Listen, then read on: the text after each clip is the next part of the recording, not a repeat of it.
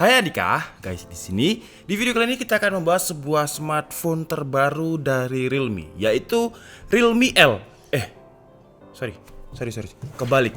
Realme 7 atau Realme 7 atau Realme P2. Tapi seperti biasa, sebelum kita mulai videonya, buat kalian yang belum cuci tangan dulu. Kalau udah cuci tangan, langsung aja subscribe channel ini, karena di channel ini kita akan membahas informasi menarik mengenai dunia kecil dan juga teknologi yang akan membuat hidup kalian lebih inspiratif dan produktif. Dan seperti biasa, kita membahasnya telat. Kenapa? Karena saya berharap harganya turun, tapi ternyata harganya sampai saat ini belum turun. Harganya resmi itu 3,99 atau kita anggap aja 4 juta, tapi banyak yang jual di antara 3,7 sampai 3,9 kalau di harga resminya. Dan kalau secara packaging masih tetap ya konsepnya Realme, dan untuk selling pointnya di bagian belakangnya dia memiliki kamera yang baru sekarang dengan kamera Sony 64 megapiksel. Jadi sensornya udah ada upgrade. Kalau yang dulu itu Realme 6 pakai sensornya Samsung, kemudian chipsetnya juga udah di upgrade pakai Helio G95, kemudian 30 watt dark charge. Ini kayaknya di Realme 6 juga masih ada ya. Oh, cuman sekarang baterainya kalau yang sekarang itu udah 5000 mAh. Dan untuk layarnya juga udah pakai screen refresh rate 90 Hz. Ini kayaknya nggak ada upgrade. Kemudian ini adalah yang versi resmi, dan yang menarik di sini kalau kalian lihat diimport oleh PT Selalu Bahagia Bersama. Nah, menarik nih namanya. Kalau misalkan kalian beli Realme 7 atau Realme 7 ini, udah bisa dipastikan kalian akan selalu bahagia bersama dengan si Realme 7. Oke, jadi sekarang langsung aja kita buka ya. Dan di dalamnya seperti biasa ada "Hey, welcome to Realme Family". Nah, kemudian di dalamnya sini ada apa nih? Ada soft case warnanya transparan. Kemudian di sini ada buku panduan, kemudian petunjuk penggunaan. Oh, ini kartu jaminan. Vector, sebentar ya. Kemudian ini ada sertifikasi. Nah, ada sertifikasi yang katanya untuk mendapatkan sertifikasi situ Friendland ini ribet banget, banyak banget uji cobanya. Nah, si Realme ini juga udah mendapatkan si sertifikasi to Friendland ini. Kalau nggak salah, to Friendland ini adalah bagaimana caranya layarnya itu bisa mengurangi cahaya berwarna biru. Jadi mata itu nggak gampang lelah. Oke, lanjut. Kemudian di dalamnya ada smartphone-nya sendiri. Kita taruh sini dulu. Kemudian ada kabel charger yang pakai konektor Type-C, yang ini lumayan tebel banget ya. Ini kayaknya tebel banget nih, hampir kayak kabelnya TV analog zaman dulu, kabel antennya TV analog. Kemudian kita mendapatkan si dark charge-nya ini ya, dengan maksimum outputnya itu 30 watt. Jadi si Realme 7-nya support fast charging 30 watt, dapatnya adapter 30 watt. Pas. Oke, jadi sekarang langsung aja kita buka si Realme 7 atau Realme P2 ini. Nah, saya beli yang warnanya Mist White atau putih kabut. Kenapa kabut? Mungkin karena ada, kalau kalian lihat ada refleks kayak semacam kabut-kabut gitu ya, mungkin ya. Dan Realme 7 ini akhirnya ada perubahan desain. Jadi kalau kalian lihat di bagian bingkai kameranya itu sekarang ya sebenarnya sama, cuman agak sedikit lebar gitu ya. Nah, kemudian di sini juga ada kayak semacam strip garis. Di sini logo Realme-nya tetap. Kemudian di bagian atasnya tidak ada apa-apa. Di bagian kirinya ada slot untuk SIM card, kemudian volume up and down. Di bagian bawahnya ada mono speaker, jadi speakernya cuma satu aja. Kemudian ada USB-C untuk konektor, masih ada audio jack. Di bagian kanan ada side mounted fingerprint. Kalau saya nggak salah ingat, si Realme 6 itu juga side mounted fingerprint. Kemudian di bagian depannya dia menggunakan selfie kamera yang punch hole seperti ini di pojok. Berarti ini nanti seharusnya ya, biasanya karena kalau untuk layar yang kameranya punch hole seperti ini, biasanya pojok-pojok atau pinggir-pinggirnya itu screen bleeding atau ada ungu-ungunya gitu. Tapi nanti kita lihat. Kemudian kalau dari segi build quality, di bagian belakangnya ini masih menggunakan plastik, tapi bagian depannya dia pakai Corning Gorilla Glass 3. Walaupun plastik, tapi karena dia agak refleks-refleks gimana gitu, tapi seolah-olah seperti kaca, walaupun kalau dipegang ya rasanya plastik. Untuk kameranya ada 4, jadi 64 megapikselnya berubah, dulu sensor Samsung, sekarang Sony. Tapi untuk kamera lain kayaknya nggak ada perubahan, tetap 8 megapiksel, 2 megapiksel, dan 2 megapiksel. Oke, jadi si Realme 7-nya sudah kita install beberapa aplikasi, dan sekarang langsung aja kita coba untuk side mounted fingerprintnya ya. Gila, cepet banget. Sebentar, kita tes lagi. Oke. Nah, side mounted fingerprintnya aman, responsif. Sekarang kita coba untuk muka. atau facial recognition. Cepet juga ya. Oke, jadi aman untuk facial recognition dan juga sensor fingerprintnya udah responsif. Dan sekarang langsung aja kita lihat untuk skor Antutunya. Karena kalau di websitenya Realme itu tertulis jelas kalau Antutu 300.000 dan hasilnya hampir 300.000 lah. Kurang berapa ratus ya, dengan skornya itu 299.668 dengan detailnya seperti ini. Ya kita anggap aja 300.000 lah, oke lah, nggak apa-apa lah ya. Jadi untuk chipsetnya ada upgrade ya, dari Helio G90 di Realme 6 sekarang pakai Helio G95. Untuk GPU-nya tetap Mali G76 MC4 karena memang kalau saya lihat di websitenya MediaTek, bedanya Helio G90 dan juga G95 hanyalah di speed untuk GPU-nya. Kalau si MediaTek Helio G95 ini 900 MHz, sedangkan G90 800 MHz. Untuk spesifikasi lain bener-bener sama. Jadi seharusnya sih tidak ada spesifikasi atau performance yang meningkat drastis lah dari Helio G90. Ngapain anaknya? Oke. Kemudian untuk memori RAM-nya yang saya beli ini adalah yang varian 8GB dengan memori internal 128GB ya. Kemudian untuk refresh rate layarnya 90Hz, dimensi layarnya 6,5 inch dengan 480 dpi dengan pixel density 450 ppi. Oke, buat kalian yang nggak percaya Antutu, kita langsung coba aja di Geekbench. Nah, di Geekbench untuk performa single core-nya itu ada di 539 dan multicore-nya 1696. Nggak percaya Geekbench, tenang aja. Tadi juga sudah saya benchmark di software 3D Mark dan hasilnya di Slingshot Extreme OpenGL-nya 2544 dan di Vulkan 2146. Dan yang menarik ketika saya tes tadi untuk CPU throttling-nya ya. Oh, ini kayaknya nggak ada udah di sini. Jadi tadi sudah sempat saya screenshot. Nah, ini adalah hasil screenshotnya benchmark Antutu yang pertama 297, yang kedua 299 tadi.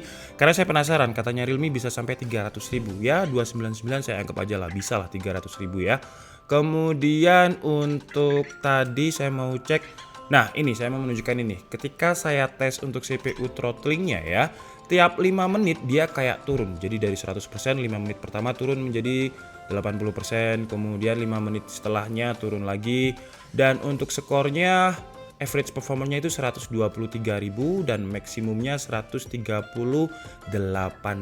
Tapi apalah artinya benchmark ya. Jadi langsung aja kita tes untuk real gamingnya. Pertama kita coba dulu di game PUBG dan seingat saya untuk MediaTek G90 itu bisa dapat smooth extreme, tapi untuk G95 ini masih smooth ultra, mungkin nungguin update software bakalan dapat smooth extreme. Dan karena di smooth ultra jadi FPS-nya itu ya 40 41 FPS. Dan kalau dari FPS-nya ini saya lihat sih sebenarnya bisa untuk mendapatkan smooth extreme ya. Seharusnya bisa untuk ditarik lagi ke 60 FPS. Cuman karena memang mungkin developernya atau softwarenya belum kenal karena masih baru, jadi dia masih ada di 40 FPS average-nya dengan settingannya smooth ultra. Kemudian kalau di game Honkai Impact 3 rekomendasinya itu ada di angka 4, angka yang seharusnya bisa mendapatkan 60 FPS. Tapi hasilnya di game Honkai Impact 3 ini di open world nggak bisa stabil di 30 FPS. Ya memang masih bisa dimainkan, tapi menurut saya ya nggak nyaman, masih laggy. Mungkin kalau kalian pengen nggak terlalu laggy, kalian bisa turunkan angka rekomendasinya tadi menjadi angka 3 atau 2. Tapi kalau di angka 4, ya hasilnya seperti ini. Average-nya itu sekitar 15 sampai 20 FPS.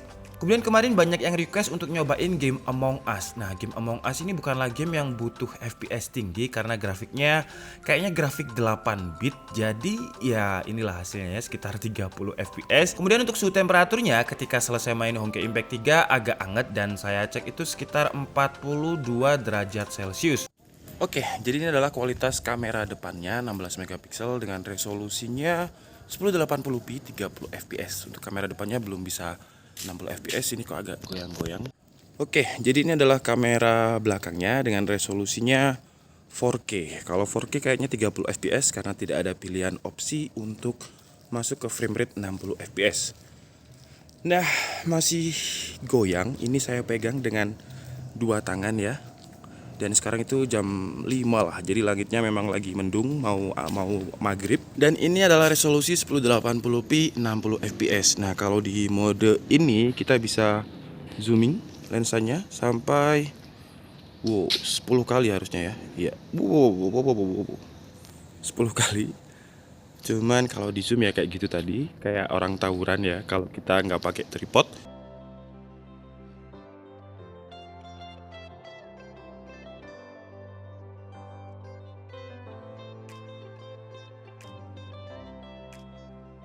Nah, untuk baterainya dia memiliki upgrade kalau di Realme 6 atau Realme 6 4300 mAh, sedangkan untuk di Realme 7 ini 5000 mAh. Dan untuk waktu pengecasannya, tadi saya coba cas itu jam 21.44 13% dan fullnya itu jam 22.46 sampai full ya. Jadi 21.44 22.46 sekitar 1 jam 2 menit kalau dari software Loginfo yang saya pakai ini.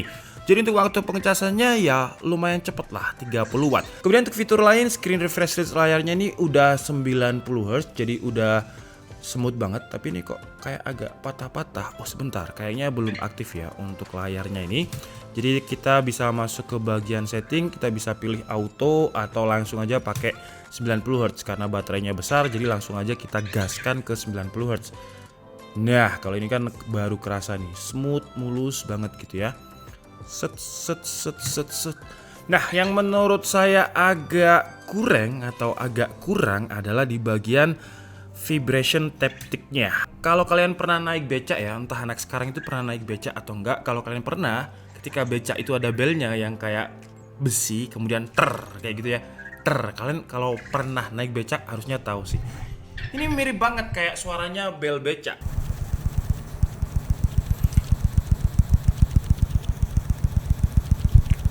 Nah kan kalau kalian pernah naik becak ya, jadi ketika dipencet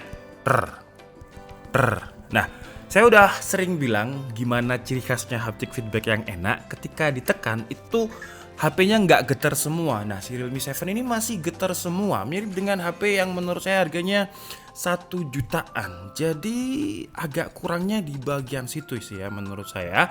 Cuman mungkin kalian akan lupa dengan si haptic feedbacknya ini karena untuk versi Realme 7 sekarang udah ada NFC-nya. Jadi buat kalian yang suka menggunakan NFC entah untuk sharing dengan beberapa device yang udah support NFC atau hanya untuk menggunakan tap and pay untuk bayar tol atau isi kartu tol, sekarang udah bisa.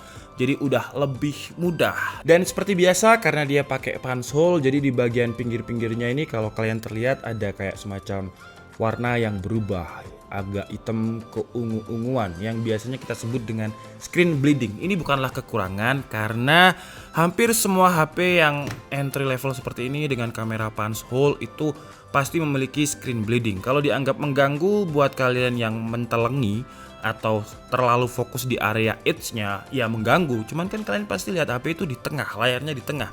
Jadi kalau saya pribadi sih nggak terganggu. Kemudian untuk layarnya yang Full HD Plus di Realme 7 ini untuk digital rights manajemennya udah L1.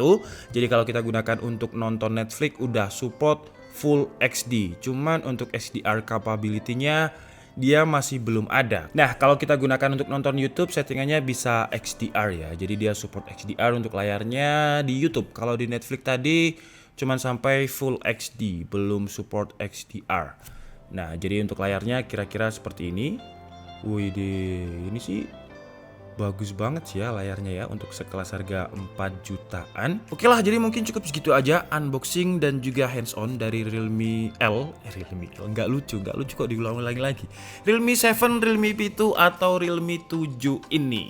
Dan kesimpulannya untuk hands on ini menurut saya kalau kalian pengen upgrade untuk sesuatu performa, menurut saya performanya sama sih ya dengan Realme 6 ataupun Realme Narzo karena memang cuman di-tuning di bagian GPU-nya aja, tidak ada teknologi yang baru, hanya di-tuning di bagian 900 MHz tadi. Jadi kalau kalian carinya performa dan berharap untuk upgrade, menurut saya ya performanya sama aja lah. Cuman kalau kalian nggak memandang hanya dari chipset aja dan mau melihat dari perspektif yang lebih luas, yang di-upgrade pertama ada NFC, dan itu kalau di netizen Indonesia biasanya paling penting tuh NFC. Kemudian kameranya walaupun resolusinya sama 64 megapiksel tapi sekarang udah pakai sensornya Sony. Kemudian baterai, ya baterainya di-upgrade lebih besar 700 mAh daripada yang Realme 6. Kemudian kalau menurut saya yang paling penting adalah desain. Mungkin ini desainernya Realme ketika buat ini udah ganti atau ganti shift ya. Karena biasanya untuk desainnya Realme itu dari Realme berapapun sama. Nah di 7 ini agak sedikit berbeda lah. Walaupun untuk tata letak kameranya ini mirip dengan Realme 6, cuman agak lebar aja bingkainya. Oke, jadi mungkin cukup. Oh, satu lagi kekurangannya menurut saya adalah si haptic feedbacknya tadi, yang becak tadi ya. Untuk selain itu menurut saya masih ya kalau dibilang paling baik di 4 jutaan. Kalian tentuin sendiri lah ya. Kalau menurut saya sih salah satu lah paling main aman gitu di situ ya. Salah satu HP terbaik 4 jutaan. Jangan bilang paling terbaik. Salah satu HP terbaik. Oke, jadi mungkin cukup segitu aja video kita kali ini. Saya minta maaf kalau ada kesalahan dalam penyampaian informasi. Seperti biasa kalian bisa mengkoreksinya di kolom komentar. Saya Dika Setia Budi and see you on the next video. Bye bye.